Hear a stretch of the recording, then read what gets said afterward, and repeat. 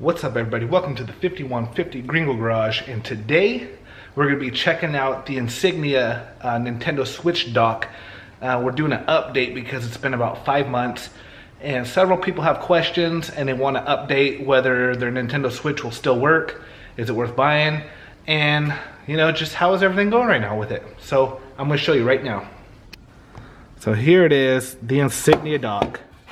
Okay, and I got the Insignia, I don't know if we could get it to focus on it, but there's the charger for it. Okay, there's the Nintendo Switch right here. Alright, and we're going to use this Nintendo Switch controller. We're going to hook it up to USB. This is just a cheap controller. And we're going to be putting it on the TV right here. Alright, so we're plugging our Insignia box in right here. Our USB-C. We got our USB for our controller. Plug that bad boy in. And then I gotta hook up a HDMI. But as we're waiting, I'll show you. I'm just gonna set this right back on there so you can see. I don't know if you can see it, but it's charging. Alright.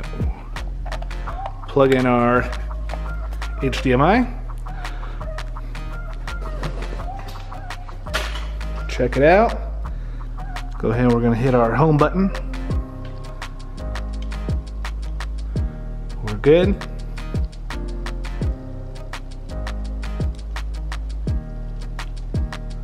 Trying to do this one-handed, sorry. So we'll go ahead and go to the item shop. Just so you can see, just kind of the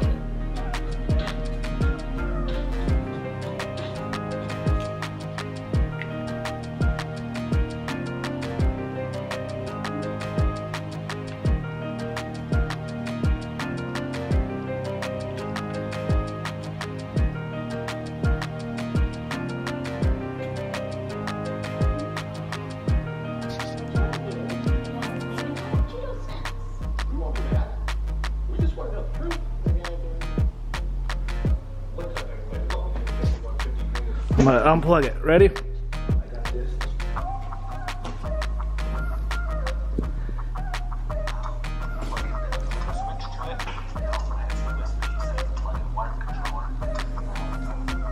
Plug it right back on.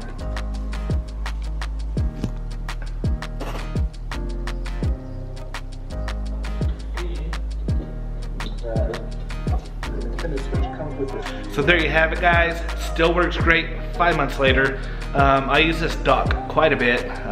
It's like my kind of go-to dock to take around different places. I leave my original Nintendo one plugged into the same TV all the time.